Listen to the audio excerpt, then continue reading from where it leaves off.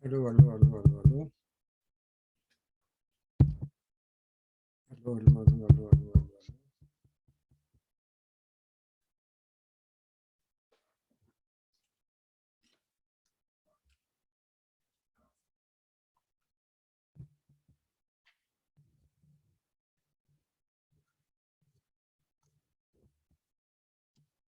Aló, aló, aló, aló, aló.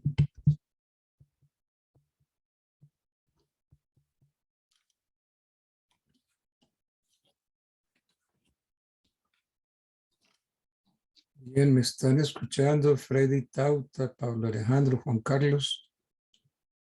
Sí, profe, le escucha. Entonces vamos a tener que... Profesor, ¿cómo que sí se le escucha? buenas noches. Empezar a hacer clases, así sea con 3 alumnos. Les dictamos clase. Freddy Tauta, Pablo Alejandro y Juan Carlos. Bueno, si me están oyendo bien, pues yo ya estoy grabando. ¿Ok? Pero faltan todavía 5 minutos para las 6. O sea que no puedo empezar todavía. Entre 5 minutos comenzamos. Pero lo importante es que sí me están escuchando.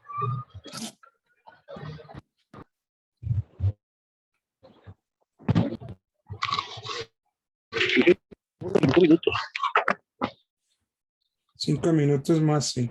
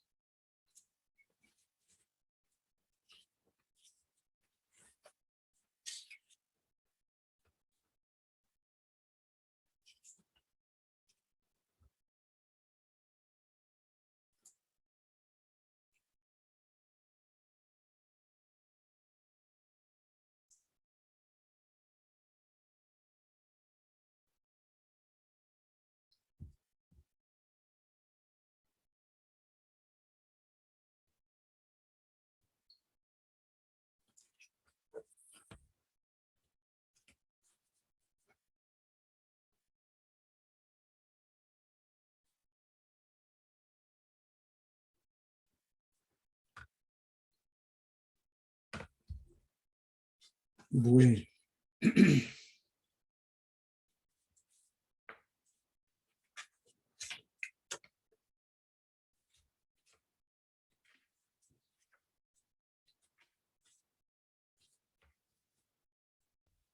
Bueno, muy buenas noches, ¿cómo estamos? Buenas noches, profe. Me están oyendo bien, ¿cierto? Sí, señor. Bueno, Sí, profe, fuerte y claro. Buenas noches. bueno, buenas noches, gracias. Bien, entonces habíamos quedado, bueno, falta 2 minutos para las 6. Por 2 minutos no vamos a pelear. Habíamos quedado en el precio. El precio. El precio es uno de los elementos esenciales del contrato de compra-venta. Cuando se dice elemento esencial, significa que sin ese elemento no existe el contrato. Entonces, un contrato de compra-venta sin precio, pues no es contrato. Entonces, el precio es uno de los elementos esenciales del contrato de compra-venta y como tal debe estar determinado por las partes. O en su defecto, dar la posibilidad que sea determinado por un tercero que designan las partes. Del precio se ocupa el artículo 1864 del Código. Al decir, el precio de la venta debe ser determinado por los contratantes. Miremos artículo 1864. 1864.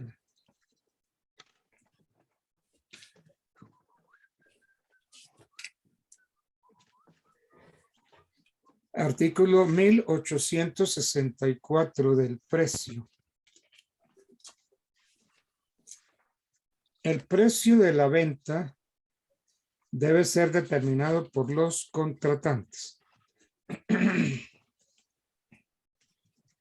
Podrá hacerse esta determinación por cualesquiera medios o indicaciones que lo fijen. Si se trata de cosas fungibles y se vende al corriente de la plaza, se entenderá el del día de la entrega a menos de expresarse otra cosa. Entonces, el precio es uno de los elementos esenciales del contrato de compraventa. Como tal, debe estar determinado por las partes o, en su defecto, dar la posibilidad de que sea determinado por un tercero que designen las partes. Del precio se ocupa el artículo 1864 del Código que dice: el precio de la venta debe ser determinado por los contratantes. Podrá hacerse esta determinación por cualesquiera medios o indicaciones que lo fijen.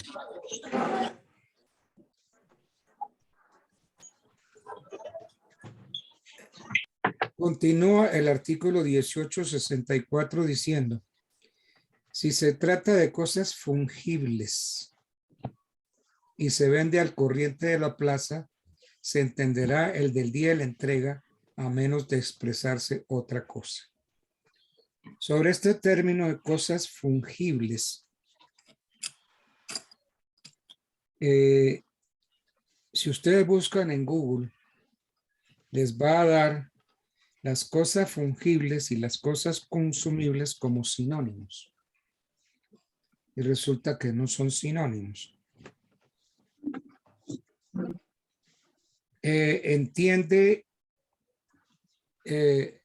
Google entiende cosas fungibles y consumibles. No es lo mismo. Entonces, el código dice: si se trata de cosas fungibles y se vende al corriente de la plaza, se entenderá el del día de la entrega a menos de expresarse otra cosa. Un bien es fungible cuando puede cambiarse por otro. Fungible. Y un bien es consumible cuando desaparece con el primer uso que se haga de ellos. Entonces, el 1864 nos dice que si se trata de cosas fungibles y se vende al corriente de la plaza, se entenderá el del día de la entrega a menos de expresarse otra cosa. Bueno, por ahí hay un perro bravo.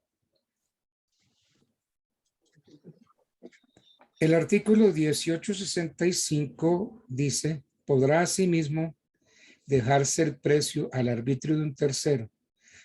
Y si el tercero no lo determinare, podrá hacerlo por él cualquier otra persona en que se convinieren los contratantes. En caso de no convenirse, no habrá venta. Y entonces finaliza el artículo diciendo que no podrá dejarse el precio al arbitrio de uno de los contratantes.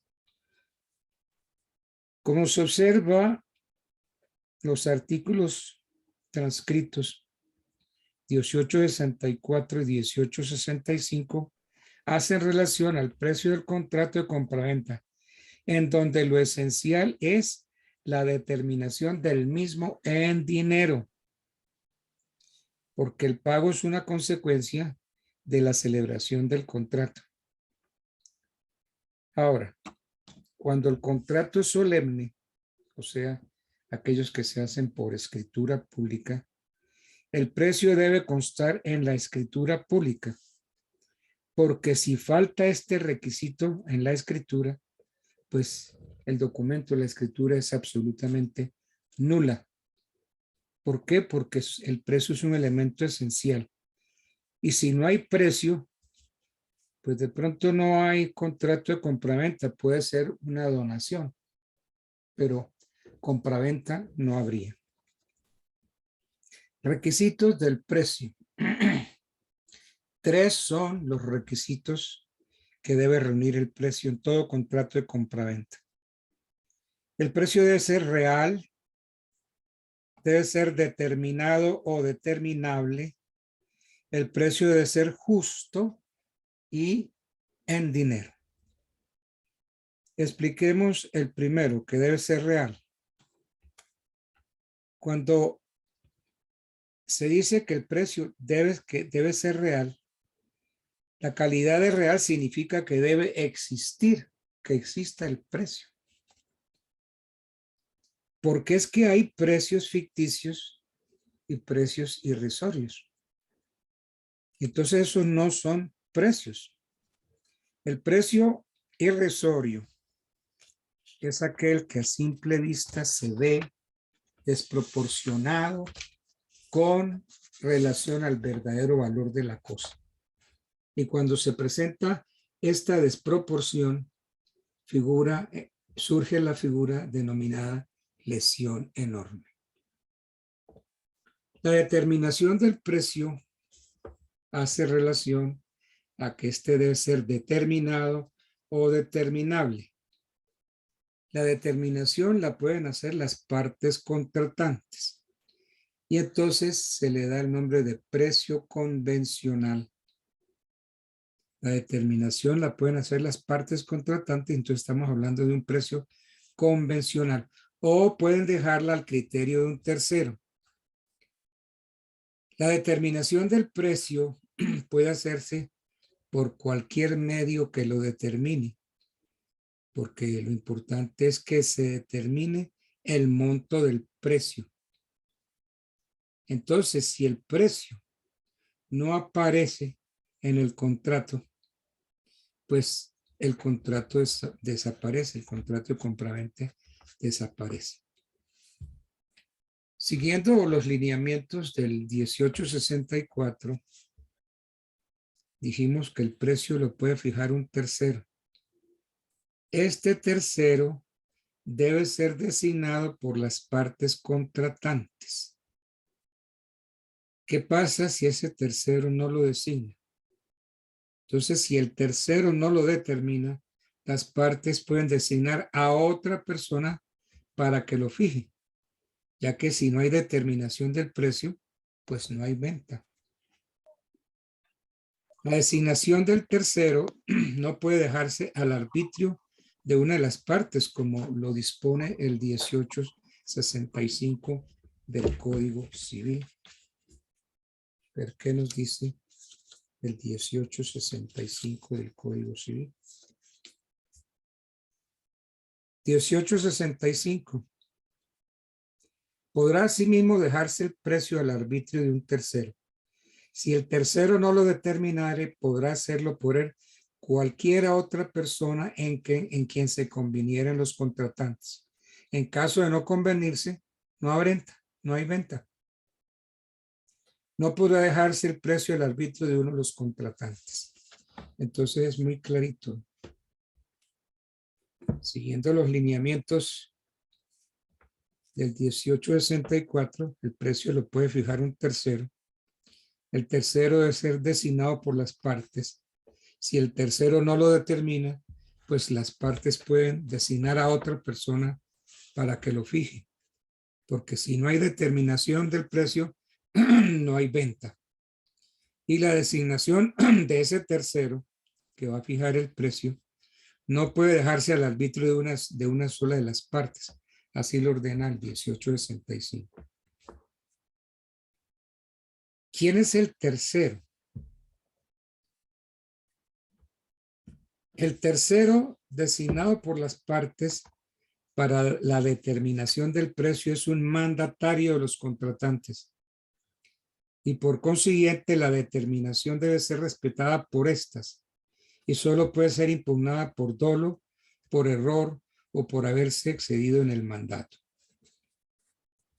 Puede presentarse el caso de que el vendedor haya hecho entrega de la cosa al comprador y el tercero designado por las partes no haya fijado el precio de la cosa.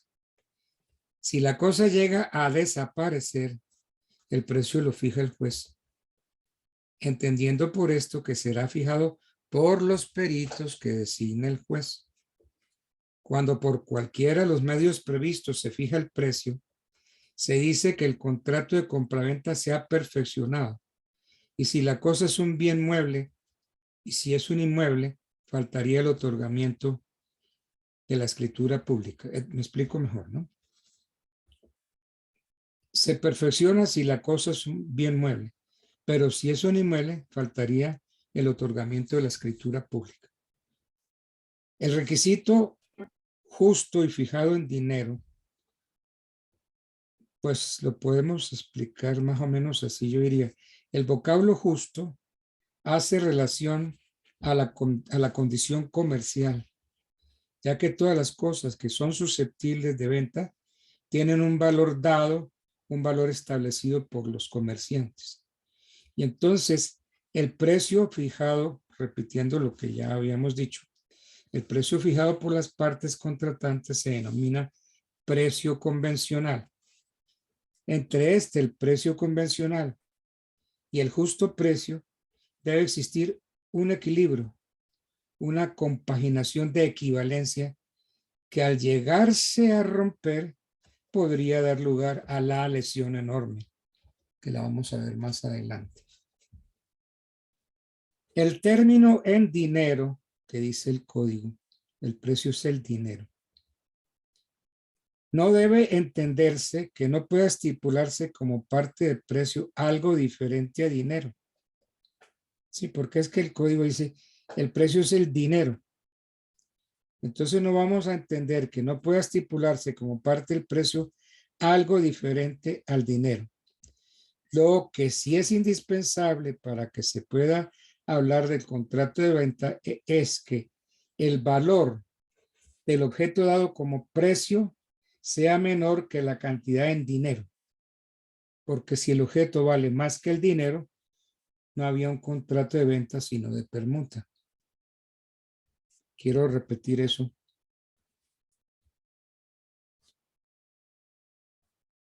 Bueno, el término en dinero no debe entenderse que no puede estipularse como parte del precio algo diferente a dinero. Lo que sí es importante para que se pueda hablar de contrato de compra-venta es que el valor del objeto dado como precio sea menor que la cantidad en dinero, porque si el objeto vale más que el dinero, no hay compra-venta sino permuta.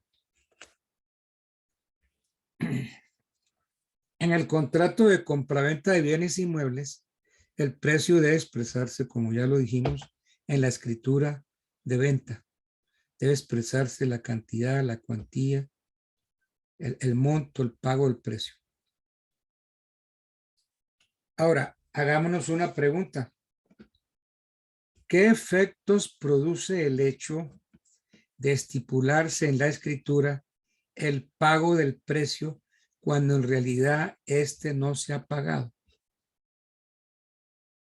Si en la escritura se dice que se pagó el precio, pero en verdad no se pagó, entonces estaríamos en presencia de un contrato simulado. Teniendo en cuenta lo preceptuado por el artículo 1934 del Código Civil, no se admite prueba alguna en contrario. La única sería la nulidad o falsificación de la escritura. Y solo en virtud de esta prueba tendríamos acción contra terceros poseedores. Bueno. Miremos la lesión enorme.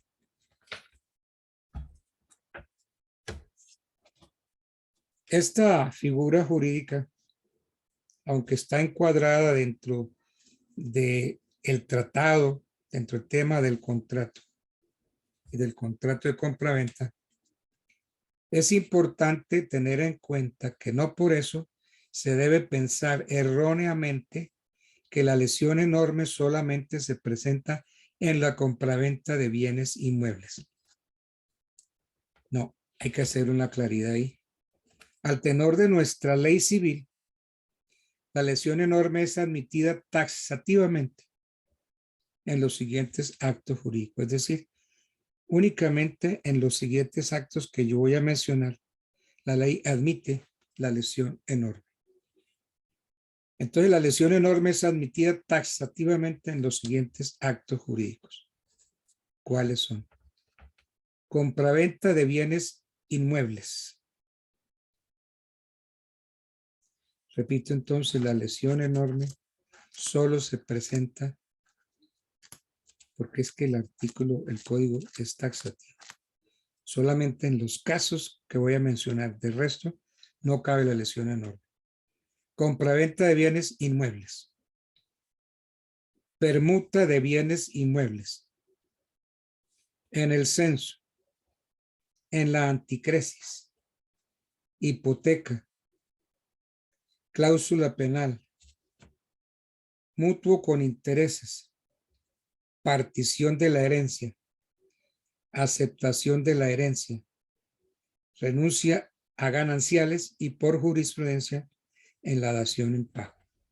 Entonces, la lesión enorme solamente se presenta por mandato de la ley y es taxativo solamente en eso y nada más. Lesión enorme se presenta en la compraventa de bienes inmuebles, en la permuta de bienes inmuebles, en el censo, en la anticresis, en la hipoteca, en la cláusula penal, en el mutuo con intereses, en la partición de la herencia, en la aceptación de la herencia, en la renuncia a gananciales y por jurisprudencia en la dación en pago. Solamente en esas figuras el legislador acepta que haya lesión enorme.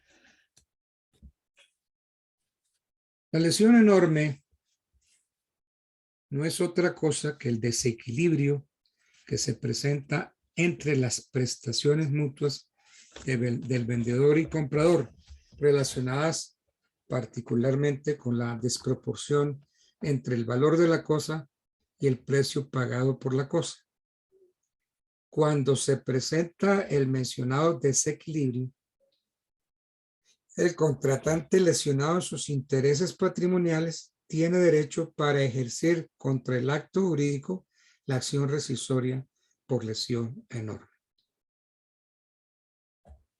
El artículo 1947 del Código Civil se refiere a la lesión enorme cuando dice: el vendedor sufre lesión enorme cuando el precio que recibe es inferior a la mitad del justo precio de la cosa que se vende.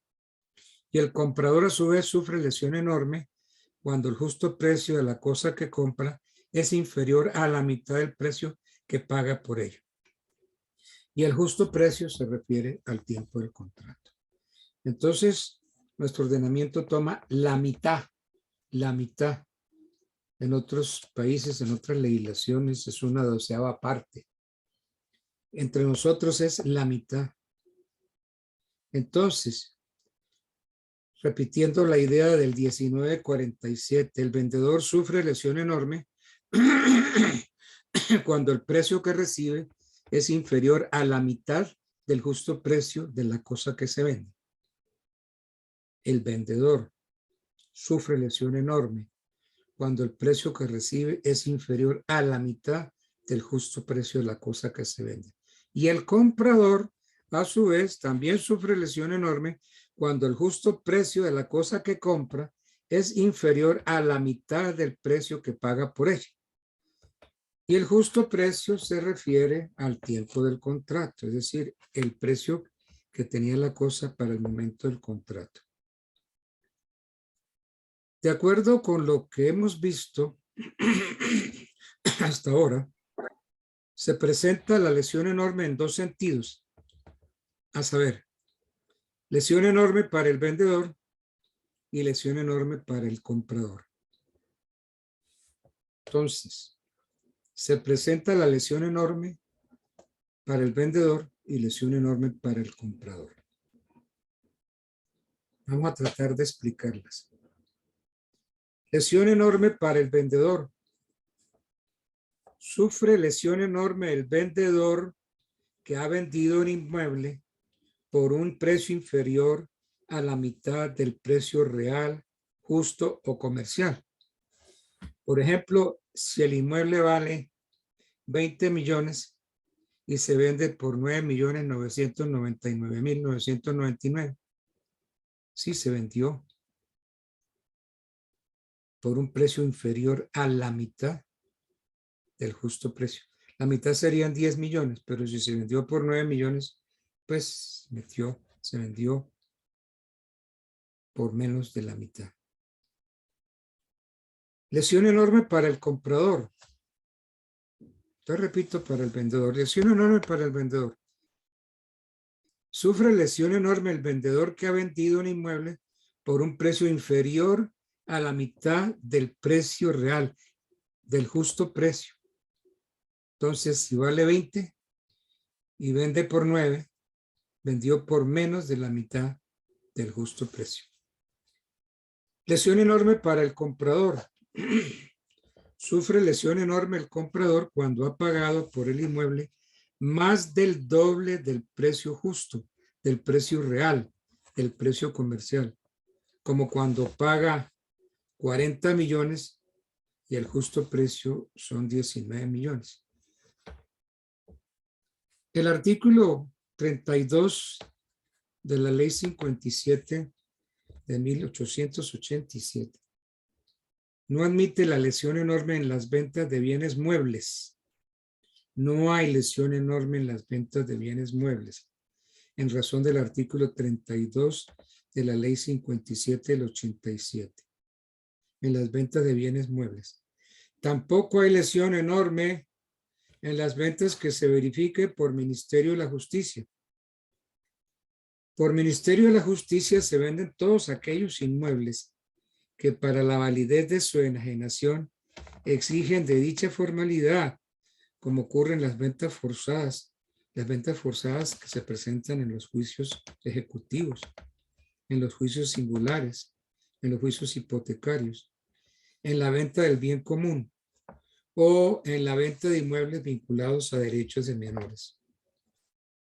Entonces, teniendo en cuenta lo anterior y a fin de precisar el concepto de la venta realizada por Ministerio de la Justicia, debemos entender que la venta a que se refiere la Ley 57 del 87 debe realizarse en pública subasta.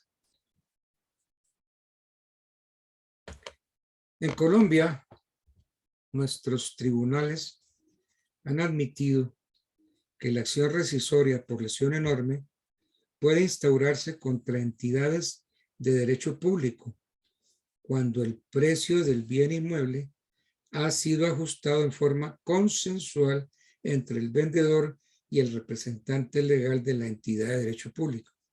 Pues el hecho de que el inmueble vendido haya entrado al patrimonio público afecto a la prestación de un servicio público nos indica que la acción por lesión enorme solo puede ejecutarse por el complemento del precio, que es su único efecto. En el mismo sentido, las entidades de derecho público son titulares de la acción por lesión enorme. Bueno, pero muchas veces uno no paga en dinero, sino que da algo. Entonces eso se llama dación en pago. ¿Puede haber lesión enorme en la dación en pago? Hagámonos esa pregunta. ¿En qué consiste la dación en pago? Pues yo diría que la dación en pago consiste en el convenio, en ese convenio en virtud del cual el acreedor permite que su deudor le pague la obligación con una prestación diferente a la que está obligado. Entonces,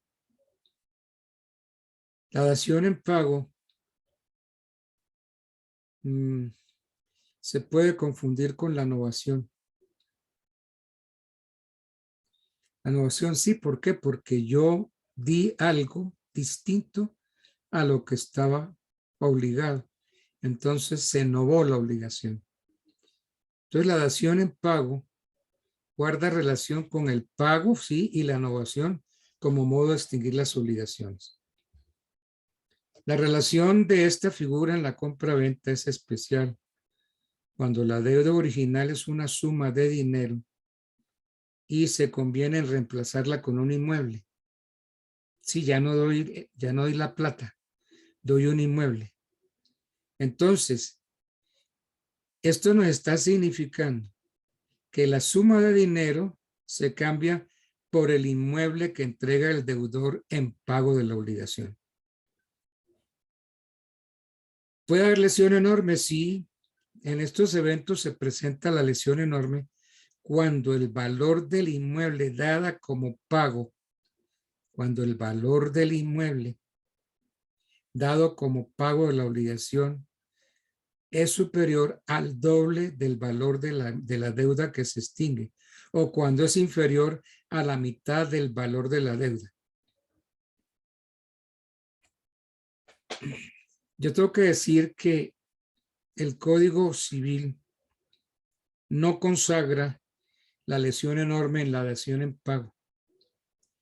Esta acción fue aceptada y reglamentada por la Corte Suprema de Justicia en una sentencia del 31 de mayo de 1961. Entonces,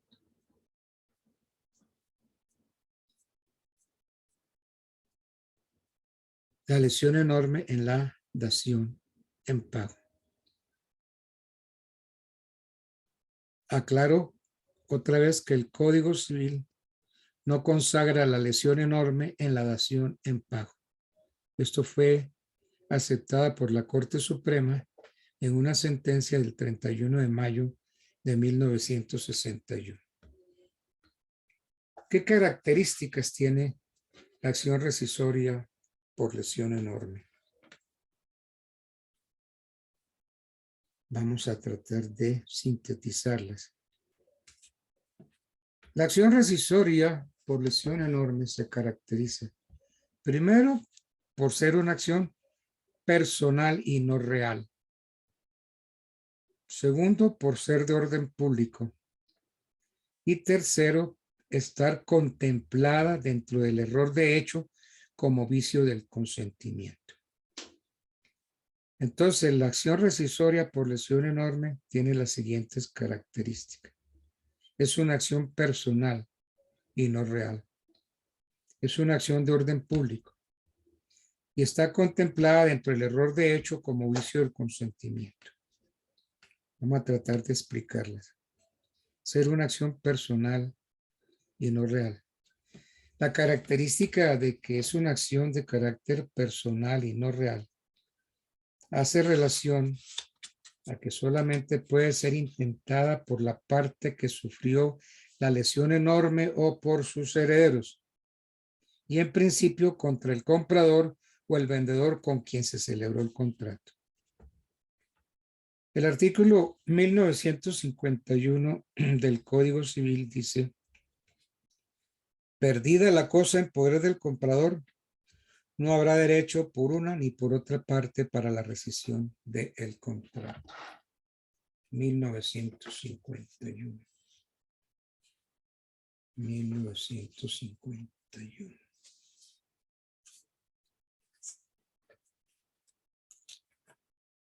Busquemos. Eso no quiere decir que si algunos de ustedes encuentran el artículo primero que yo no lo pueda leer. Profe, yo acá lo tengo, si gusta lo leo. Pero claro que sí, por favor. 1951, ¿sí? Sí, cómo no. Ese es. Sí, ese es entonces. ¿Me lo Dice quiere? acá. Eso. Dice, improcedencia de la rescisión por pérdida del bien o improcedencia total o parcial por venta. Artículo 1951. Perdida la cosa en poder del comprador, no habrá derecho por una ni por otra parte para la rescisión del contrato.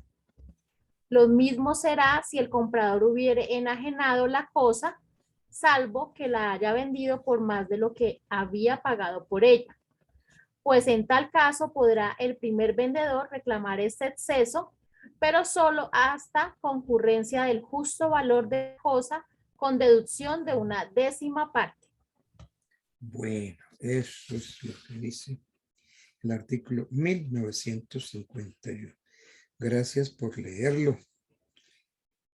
Bien, entonces, ya vimos que dice el 1951.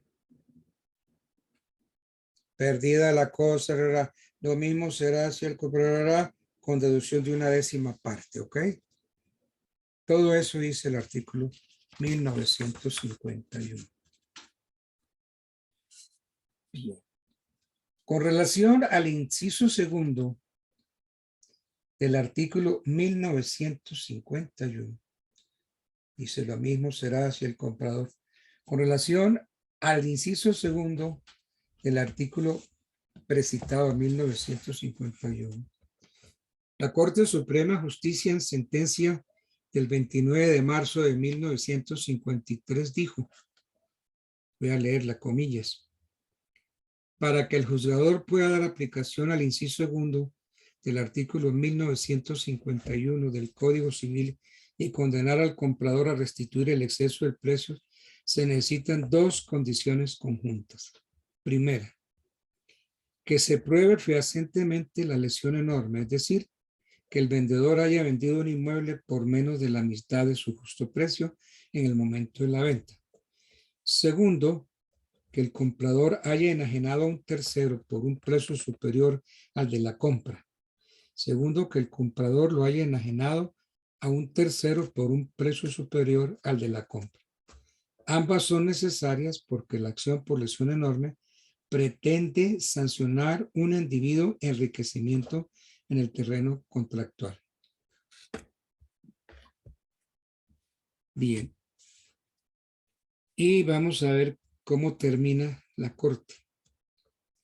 Para que estos enriquecimientos contractuales puedan ser sancionados, es obvio que hay que probar en primer término un empobrecimiento contractual sufrido por el vendedor, el cual produce como consecuencia directa un correlativo enriquecimiento en el comprador.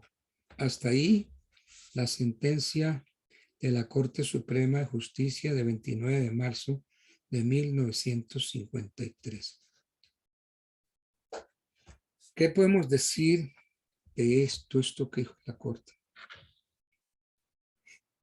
De lo anterior, podemos deducir que si el comprador ha enajenado el inmueble a un tercero, la acción la debe intentar únicamente contra su comprador, siguiendo el principio de que es una acción de carácter personal, pero de acuerdo a lo sostenido por el artículo 1951 y a la sentencia transcrita de la Corte que leímos, el vendedor, antes de iniciar la acción, debe averiguar cuál fue el precio pagado por el segundo comprador al primero. Si el comprador inicial vendió por más del precio que pagó por el inmueble, pero menos del justo precio, la acción se debe intentar contra el primer comprador. Y yo diría que contra el segundo también, ya que la utilidad contractual está repartida entre los dos patrimonios. Si el comprador inicial vendió el inmueble por justo precio o más, el vendedor debe iniciar la acción contra su comprador inicial, ya que la utilidad solamente la ha obtenido el comprador inicial. Debe entenderse que la acción por lesión enorme en estos eventos se intenta por exceso del precio. Ahora, la característica de ser una acción de orden público, aquí yo lo dijimos al comienzo, la acción rescissoria por lesión enorme se caracteriza primero por ser una acción personal y no real. Segundo, ser de orden público. Entonces, la característica de ser una acción de orden público debe entenderse en el sentido de ser irrenunciable. Y así lo ha establecido el artículo 1950 al decir: si se estipulare que no podrá intentarse la acción rescissoria por lesión enorme, no valdrá la estipulación. Y si por parte del vendedor se expresara la intención de donar el exceso, se entenderá esta cláusula por no escrita. Con relación al artículo, el comento, el artículo 1951. Ha dicho la Corte Suprema de Justicia que el hecho de no estar permitida la renuncia no significa que no pueda rectificarse la venta, porque la renuncia que se prohíbe es la que se hace al celebrarse el contrato, no la que se hace con posterioridad a este. De eso trata una sentencia de la Corte del 30 de noviembre de 1954. Profe, buenas noches. Buenas noches. Qué pena, es que está hablando muy rápido. ¿Le podría pedir el favor de hablar un poquito más despacio? Ay, pues claro, ¿y por qué? ¿Por qué no me lo Es- dijo antes? Qué pena, profesor. No lo quería interrumpir. No, no, no, no, no, no, no, no, no, no. ¿Quiere que recapitulemos? Doctor, la última parte desde la sentencia del 29 de marzo de 1953, la verdad no la entendí muy bien. Entonces, con relación al inciso segundo del artículo 1951. Mi artículo 1951. ¿Cuál es el inciso segundo?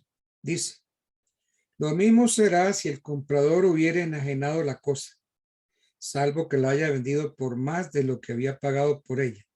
Pues en tal caso podrá el primer vendedor reclamar este exceso, pero solo hasta concurrencia del justo valor de la cosa con deducción de una décima parte. Entonces es el segundo inciso del artículo 1951. Entonces,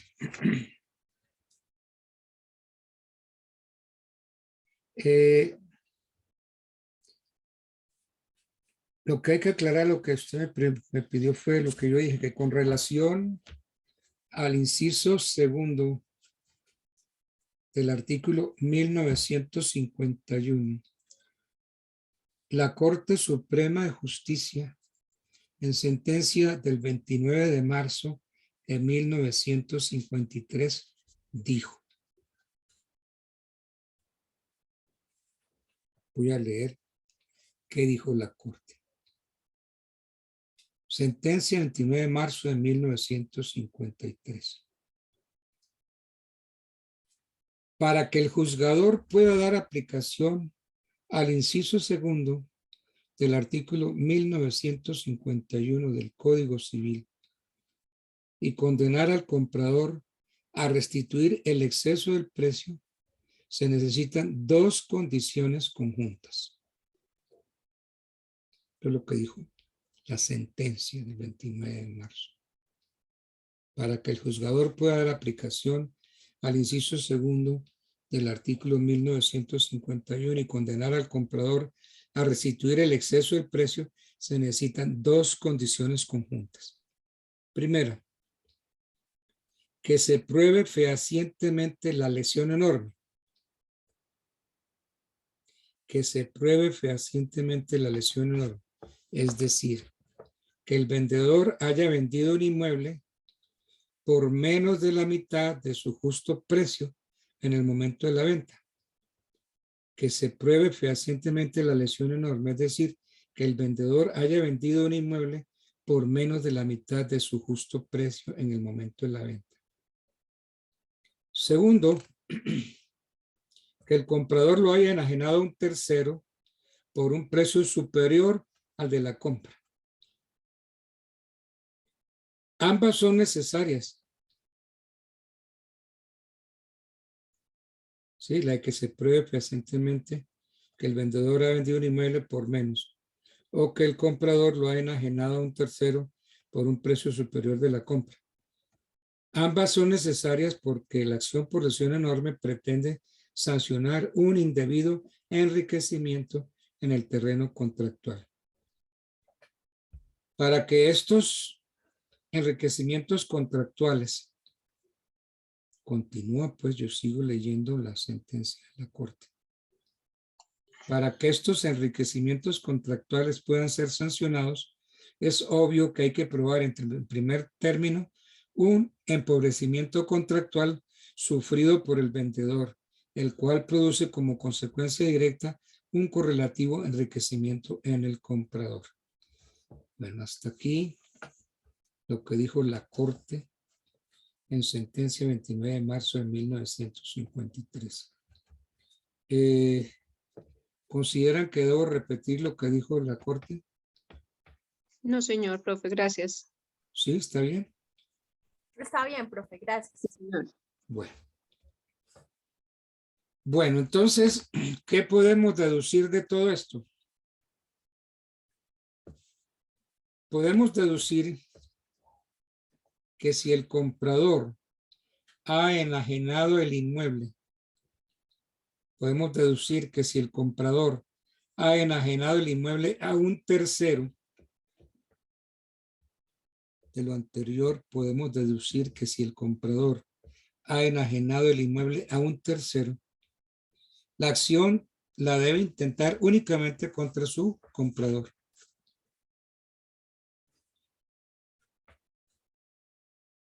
Si el comprador enajenó el inmueble a un tercero, la acción debe intentarlo únicamente contra su comprador, siguiendo el principio de que es una acción de carácter personal. Pero, de acuerdo con lo sostenido por el artículo 1951 del Código y a la sentencia transcrita la de 29 de marzo del año 53, el vendedor, antes de iniciar la acción, debe averiguar cuál fue el precio pagado por el segundo comprador al primero. Si el comprador inicial vendió por más del precio que pagó por el inmueble, pero menos del justo precio, si el comprador inicial vendió por más del precio que pagó por el inmueble, pero menos del justo precio, la acción se debe intentar contra el primer comprador. Y yo diría que contra el segundo también. Si el comprador inicial vendió por más del precio que pagó por inmueble, pero menos del justo precio, la acción se debe intentar contra el primer comprador y el segundo, ya que la utilidad contractual está repartida entre los dos patrimonios. ¿Sí ven? Si el comprador inicial vendió el inmueble por el justo precio o más, el vendedor debe iniciar la acción contra su comprador inicial, ya que la utilidad solamente la ha obtenido el comprador inicial. Debe entenderse que la acción por lesión enorme en estos eventos se intenta por el exceso del precio. Bueno, ahora miremos la característica de acción de orden público. La característica de ser una acción de orden público debe entenderse en el sentido de ser irrenunciable. Y así lo ha establecido el artículo 1950 del Código, que dice: si se estipulare que no podrá intentarse la acción rescissoria por lesión enorme, no valdrá la estipulación. Y si por parte del vendedor se expresare la intención de donar el exceso, se tendrá esta cláusula por no escrita. Entonces, así lo ha establecido el artículo 1950 del Código. Con relación al artículo en comento, o sea, el artículo 1950, ha dicho la Corte Suprema de Justicia que el hecho de no estar permitida la renuncia no significa que no pueda ratificarse la venta, porque la renuncia que se prohíbe es la que se hace al celebrarse el contrato, no la que se hace con posterioridad a este. Sobre esto hay una sentencia el 30 de noviembre del año 54 de la Corte. La tercera característica: estar contemplada dentro del error de hecho como vicio del consentimiento. Esta característica de que está contemplada dentro del error de hecho como vicio del consentimiento en lo tocante al valor del contrato no es propiamente un vicio del consentimiento, puesto que no llena a cabalidad los requisitos que el error de hecho exige, puesto que lo que se presenta es un desequilibrio prestacional. A él no se llega por error, sino por otras circunstancias como ignorancia, falta de experiencia en los negocios, situaciones que no pueden tildarse como errores de hecho, si tenemos en cuenta que la ignorancia de la ley no sirve de excusa. Eso está en el artículo 9 del Código Civil. La ignorancia no es error, como tampoco lo es la inexperiencia o la falta de asesoría o el estado de necesidad. La ignorancia no es un error. La ignorancia que es falta de conocimiento, pero no es error. La inexperiencia tampoco, la falta de asesoría tampoco. Sin embargo, el desequilibrio prestacional que se presenta en los contratos a efectos de lesión enorme choca con el principio de equidad. Sin embargo, el desequilibrio prestacional que se presenta en los contratos a efectos de lesión enorme choca con el principio de equidad que debe reinar en los actos conmutativos, evitando con fundamento en este principio atropellos y mengua en los patrimonios de las partes contratantes. Bueno. ¿Cómo vamos a probar la lesión enorme? Lo importante dentro del proceso ordinario que se sigue por lesión enorme para obtener la prosperidad de la acción es demostrar que el precio recibido por el inmueble vendido fue menor a la mitad del justo precio real o comercial, o que el comprador pagó por el inmueble más del doble de su precio justo real o comercial. Entonces, ¿cómo se prueba la lesión? Se demuestra que el precio recibido por el inmueble fue menor, el precio recibido, que el precio recibido por el inmueble fue menor a la mitad del justo precio, o que el comprador pagó por el inmueble más del doble de su precio justo real.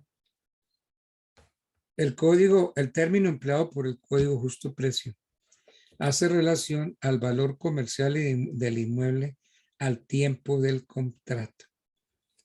Y la prueba idónea para establecerlo no es otra cosa que el dictamen pericial. La Corte, por ahí en una sentencia de 17 de marzo de 1964, dijo que la prueba conducente para demostrar la lesión enorme es la prueba pericial.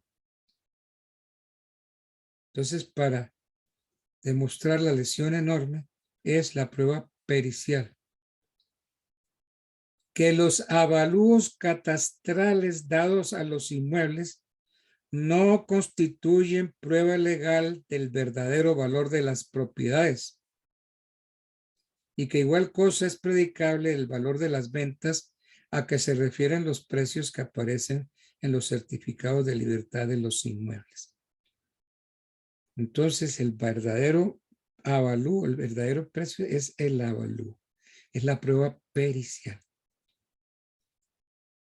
Todo esto significa que fuera de la prueba pericial no existe en nuestro sistema jurídico una prueba supletoria. Y por lo tanto, el juez que admita la existencia de la lesión enorme con fundamento en pruebas diferentes incurre en error de derecho. Y el error de derecho es una causal de algunas veces apelación, otras de casación. Momento en que se determina la lesión. Busquemos artículo 1947 del Código. 1947. El vendedor sufre lesión enorme cuando el precio que recibe es inferior a la mitad del justo precio de la cosa que vende. Y el comprador a su vez sufre lesión enorme cuando el justo precio de la cosa que compra es inferior a la mitad del precio que paga por ella. Y el justo precio se refiere al tiempo del contrato.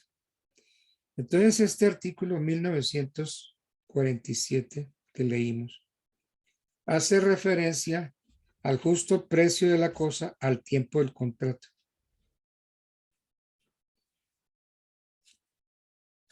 ¿Y cuál es el tiempo del contrato?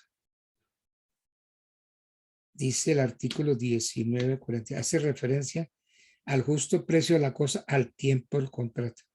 Y este momento debe entenderse como aquel en que los contratantes firmaron la escritura pública junto con el notario. Si el contrato de compraventa estuvo precedido de una promesa bilateral de compraventa y el precio pactado fue lesivo para uno de los prometientes, este debe, al sentir de la Corte, intentar la acción de nulidad distinta de la acción rescisoria por lesión enorme, con fundamento en que de producirse una situación lesiva para cualquiera de los prometientes se atenta contra el segundo de los requisitos exigidos por el artículo 89 de la ley 153 del 87. Numeral segundo. En lo que hace referencia a que el contrato prometido sea eficaz, es decir, que no sea de aquellos que las leyes declaren eficaces por no concurrir los requisitos establecidos en el artículo 1502 del Código Civil. El artículo 1502 es la ley del contrato. Capacidad, consentimiento, objeto lícito, causa lícita. Entonces,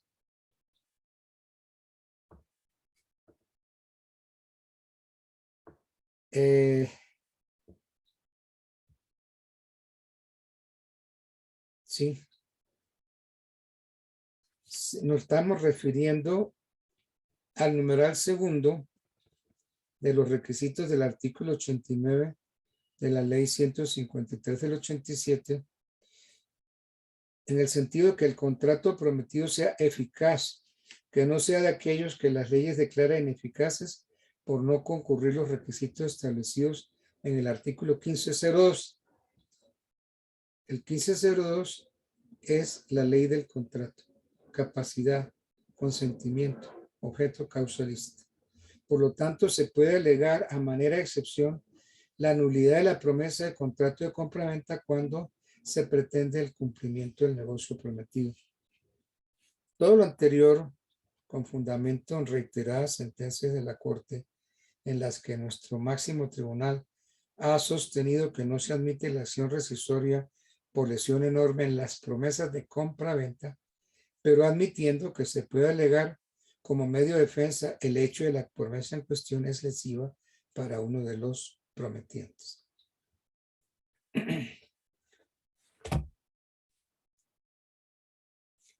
Todavía tenemos tiempo, son las 7:25. Efectos de la acción rescissoria por lesión enorme. ¿Cuál es el efecto?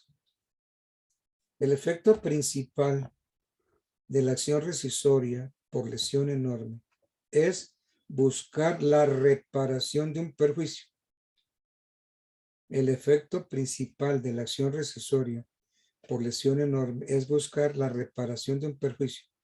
Y la acción debe ser intentada por la parte lesionada con el propósito de dejar sin efectos el contrato que adolece de un vicio objetivo, con el fin de que las cosas vuelvan a su estado anterior y en esta forma recuperar el equilibrio prestacional que debe reinar en los contratos de compra-venta, en los contratos de permuta de bienes e inmuebles.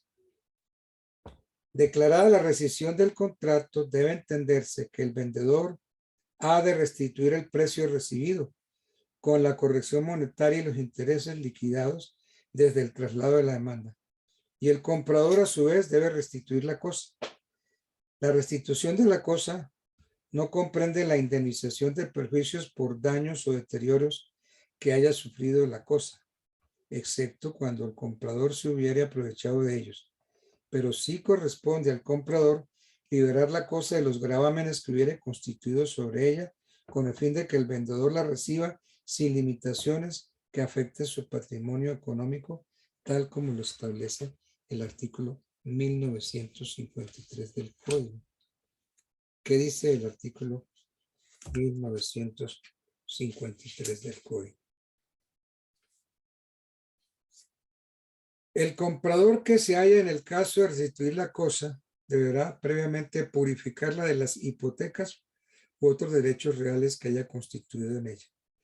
El comprador que se halle en el caso de restituir la cosa deberá previamente purificarla de las hipotecas u otros derechos reales que haya constituido en ella.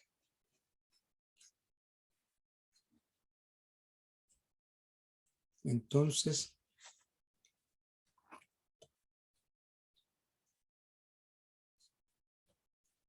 vamos a repetir para entender bien esto. ¿Cuáles son los efectos de la acción rescissoria por lesión enorme? Ya lo dijimos. El efecto principal de la acción rescissoria por lesión enorme es buscar la reparación de un perjuicio.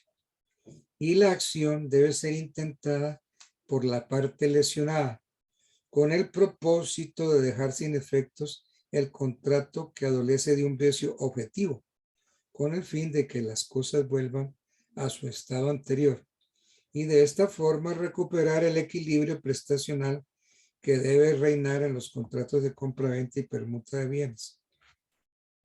Declarada la rescisión del contrato, debe entenderse que el vendedor tiene que restituir el precio recibido con la corrección monetaria y los intereses liquidados desde el traslado de la demanda. Y el comprador a su vez debe restituir la cosa. La restitución de la cosa no comprende la indemnización de perjuicios por daños o deterioros que haya sufrido la cosa, excepto cuando el comprador se hubiera aprovechado de ellos.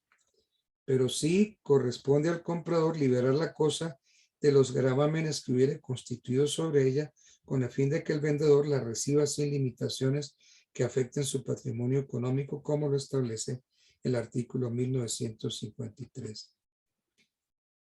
La declaratoria de rescisión del contrato revalida retroactivamente el acto jurídico y por consiguiente hace desaparecer todo gravamen que el comprador haya constituido sobre la cosa objeto de la compraventa, lo que significa que la liberación de los gravámenes se obtiene con la sentencia que declara la rescisión del contrato por lesión enorme.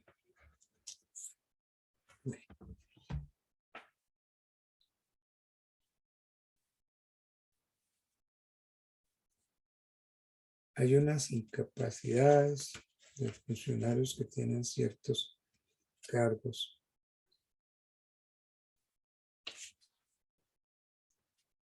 Bueno.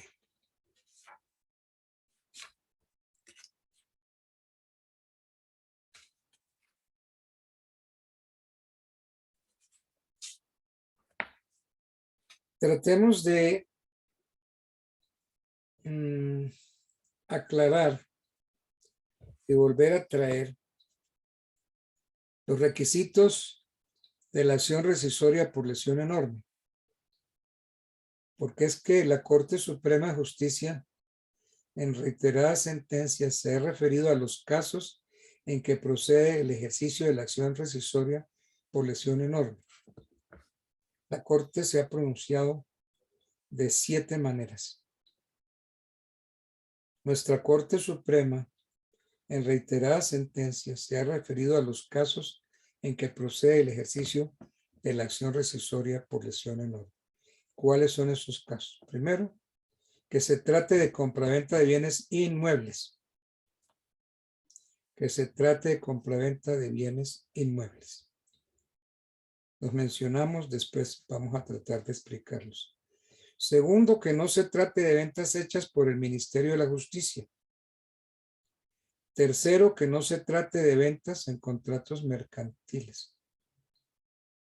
Cuarto, que no se trate de contratos de compraventa aleatorios. Quinto, que la acción rescisoria por lesión enorme no haya prescrito. Sexto, que la cosa no se haya destruido en poder del comprador. Y séptimo, que después de celebrado el contrato no se haya renunciado a la acción rescisoria por lesión enorme. Entonces, la Corte se ha pronunciado en 7 ocasiones sobre la procedencia del ejercicio de la acción rescisoria por lesión enorme. ¿Cuáles son 7 veces? Que se trate de compraventa de bienes inmuebles. Sí. Que se trate de compraventa de bienes inmuebles. Aunque algunos tratadistas sostienen que la lesión enorme es un vicio del consentimiento. Aquí se equivocan los tratadistas, porque la lesión enorme no es un vicio del consentimiento, eso lo aclaró muy bien Pérez Vives. La lesión enorme es un vicio objetivo del contrato. Entonces, algunos tratadistas sostienen que la lesión enorme es un vicio del consentimiento y que por serlo debe extenderse esta acción a todos los contratos. Nuestro Código Civil solo la contempla en la compraventa de bienes inmuebles. Los juicios rescisorios por lesión enorme se tramitan por la vía o el procedimiento ordinario. Entonces, la lesión enorme no es un vicio del consentimiento. La lesión es un vicio objetivo del contrato. Segundo, que no se trate de ventas hechas por ministerio de la ley. Se entiende por ventas hechas por ministerio de la ley, es decir, entendamos hoy Ministerio de Justicia. Todas aquellas ventas que para su validez requieren de una autorización judicial. Por ejemplo, la venta en pública subasta, las ventas en juicios ejecutivos. Tercero, que no se trate de ventas mercantiles. Estas ventas comerciales son las que están reguladas por el Código de Comercio, o sea, las que se dicen ser mercantiles o realizadas entre comerciantes o entre personas que ejercen actos de comercio. El artículo 218 del Código Comercio anterior decía no haber rescisión por causa de lesión enorme en los contratos mercantiles, lo que significa que se excluye la prosperidad de estación rescisoria frente a un desequilibrio en las prestaciones originadas en una compraventa comercial.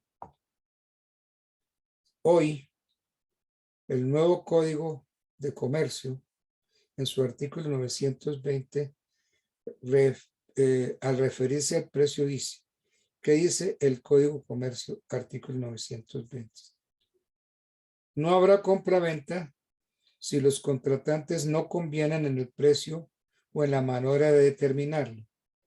Pero si el comprador recibe la cosa, se presumirá que las partes aceptan el precio medio que tenga en el día y lugar de la entrega. Y finalmente, la Corte dice que si el precio es irrisorio, se tiene por no pactado, porque el precio irrisorio no es precio.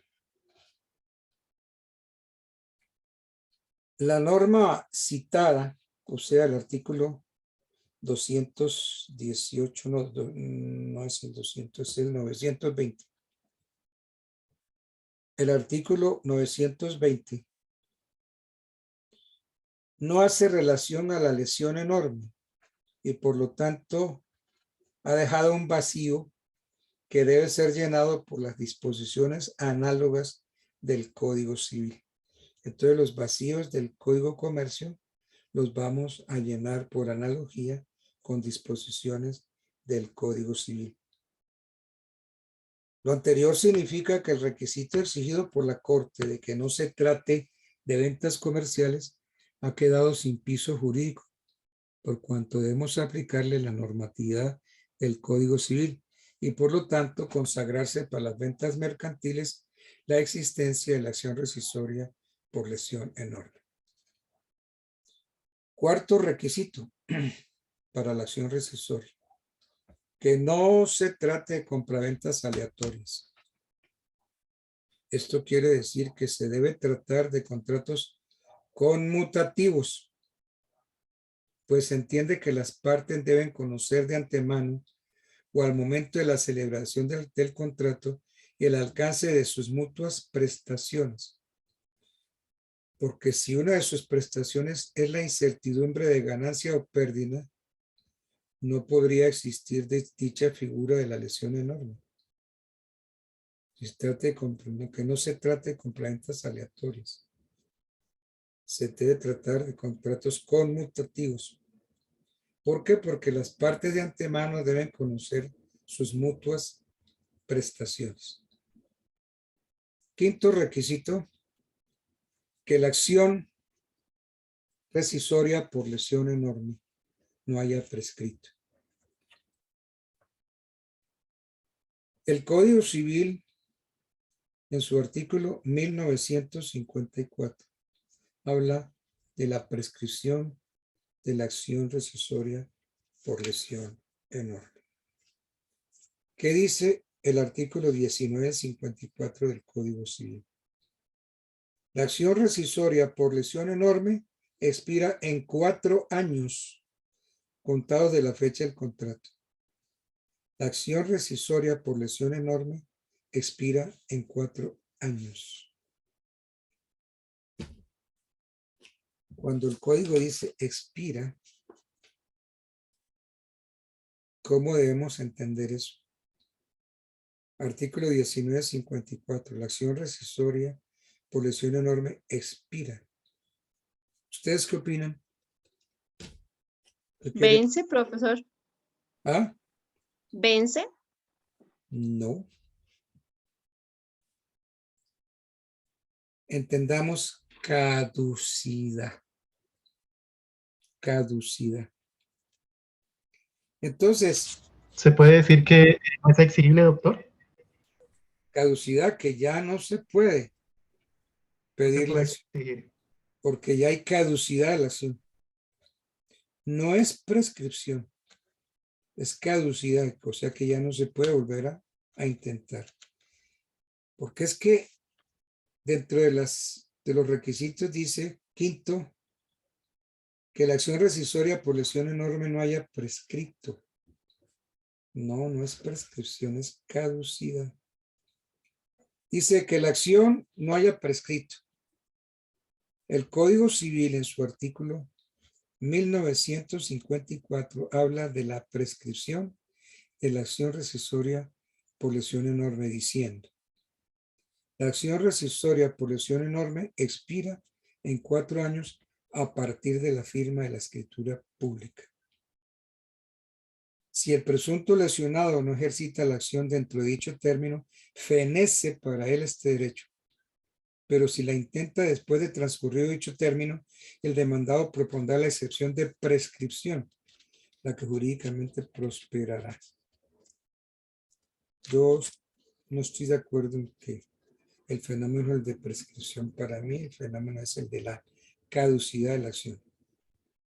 Sexto requisito, que la cosa no se haya destruido en poder del comprador. Que la cosa no se haya destruido en poder del comprador. El artículo 1951 del Código Civil establece que no se puede intentar la acción rescissoria por lesión enorme cuando se presenta la pérdida de la cosa en poder del comprador. Y es apenas lógico, ya que al perderse la cosa objeto del contrato de compraventa por destrucción de la cosa, es imposible establecer el justo precio que tenía el inmueble al momento de la celebración del contrato. No se puede. Séptimo requisito, que después de celebrado el contrato no se haya renunciado a la acción rescissoria por lesión enorme. Que después de celebrado el contrato no se haya renunciado a la acción rescissoria. El Código Civil en su artículo 1950 consagra: si se estipulare que no podrá intentarse la acción rescissoria por lesión enorme, no valdrá la estipulación. Repito, el Código Civil en su artículo 1950 consagra: si se estipulare que no podrá intentarse la acción rescissoria por lesión enorme, no valdrá la estipulación. Intentemos entender esto.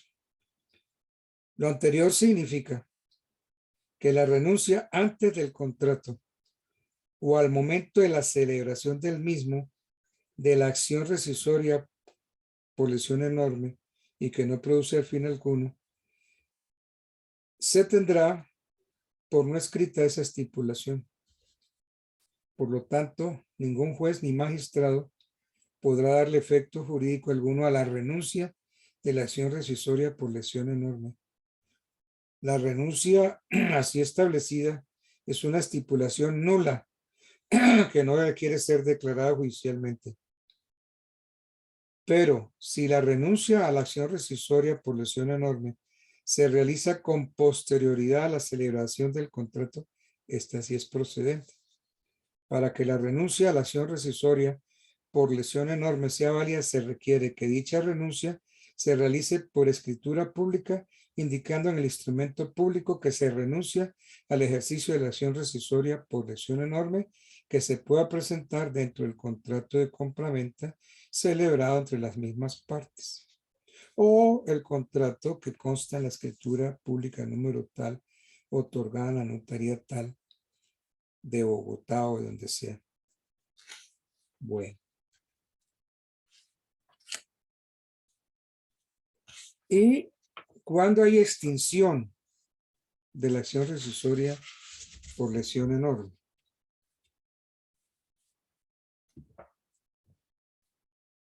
La acción rescissoria se extingue.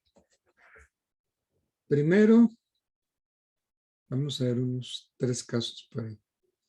Primero, por prescripción de la ley, de la acción. Como vimos, como quedó dicho, esta acción prescribe en 4 años, contados a partir de la firma de la escritura pública que contiene el contrato de compraventa, y no desde la fecha del registro de la escritura. Cuando se está en presencia de una promesa bilateral de compraventa, la prescripción para la acción de nulidad empieza a contarse desde el momento en que se ha pagado la totalidad del precio por parte del comprador. Lo anterior con fundamento en el principio de equidad. Segundo, la acción rescissoria se extingue por destrucción del objeto del contrato de compraventa.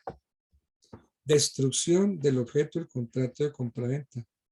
Sobre este tópico ya se hizo alusión anteriormente al hablar de los requisitos exigidos para el ejercicio de la acción rescissoria por lesión enorme. Sin embargo, creo importante mencionar que esta causa de extinción de la acción rescissoria por lesión enorme está consagrada en el artículo 1951 del Código Civil, precisando que la pérdida o destrucción del inmueble no se haya producido o sobrevenido por fuerza mayor o caso fortuito. La fuerza mayor y el caso fortuito son eximentes de responsabilidad. Tercero, la acción rescissoria se extingue. Tercero, por renuncia posterior a la celebración del contrato. El artículo 1950 del Código Civil establece que si se estipulara que no podrá intentarse la acción rescissoria por lesión enorme, no valdrá esta estipulación. Y si por otra parte el vendedor expresare la intención de donar el exceso, se tendrá esta cláusula por no escrita. Quiere significar este artículo, o sea, el artículo 1951, que la renuncia a la lesión enorme antes del contrato o al momento de su celebración no produce efecto alguno, ya que es una estipulación nula y por consiguiente no requiere de declaratoria judicial. Sin embargo, la renuncia posterior de la acción rescissoria por lesión enorme sí vale cuando se realiza después de haberse celebrado el contrato de compraventa, mediante el otorgamiento de una nueva escritura en donde se haga constar dicha renuncia. Dale, sí, es para ver qué correo tienes ahí inscrito porque el token llega al correo del representante. ¿Aló? Si eso fue una pregunta, no la entendí. Bueno.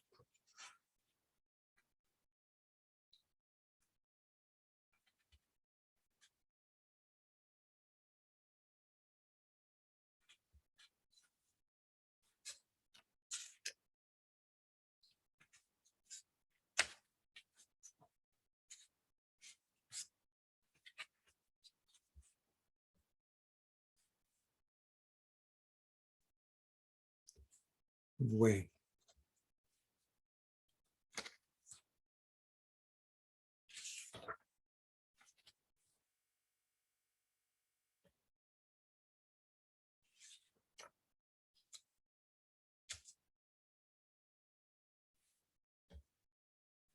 Bueno, entonces sigamos ahora con otros temas.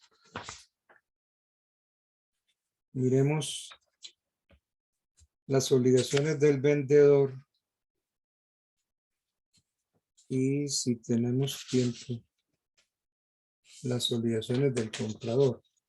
Pero es que antes de eso hay... Sí, señor. Dígame. Qué pena interrumpirlo, profesor. Es que no ha subido las clases. ¿Usted las va a subir este fin de semana? Sí, miren, yo tengo una persona que me ayuda a subirlas. Voy a preguntarle qué pasó con las clases. Si ustedes me permiten, yo lo llamo. Yo lo llamo. Claro, sí, señor. Permítame, no se me vaya. Yo voy a llamar.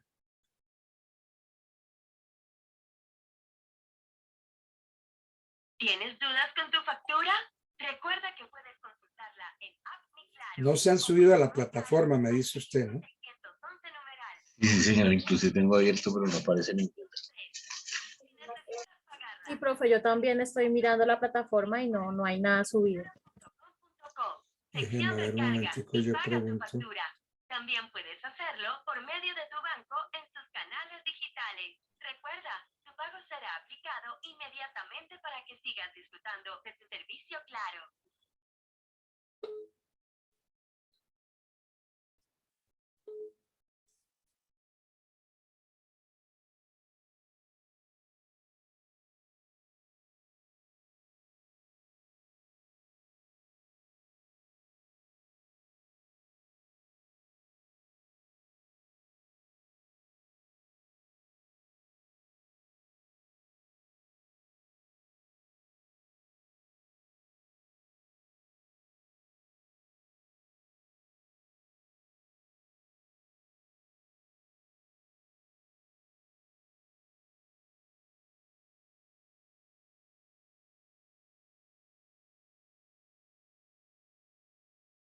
A ver, ¿cuál sería entonces? Para ver si. Buenas noches a todos. Las clases están en YouTube. Vamos a poner aquí el link para que puedan ver las clases. Falta subir la de ayer y la de hoy, pero pues esa la subiremos ahorita en el transcurso de la noche. Ok. Bueno, ok, Giorgio. Les Entonces, si que. ven ahí el link de YouTube, del canal de YouTube, para que puedan ver el... Ok. ¿Si alcanzaron a oír la explicación? Sí, señor. Sí, señor. Ah, bueno. Perfecto. Ok. Bueno, ok, gracias, Giorgio. Ok, Dios te pague. Gracias, pues. bueno, chao. Bueno.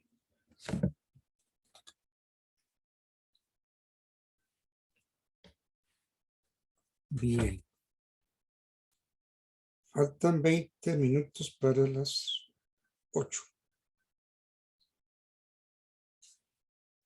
No sé si dejemos así y quedan pendientes las obligaciones del vendedor. Yo voy a tratar, estaba trabajando esta tarde en las posibles preguntas del examen que se va a realizar el 9 de mayo. El 9 de mayo, que es lunes. ¿De acuerdo?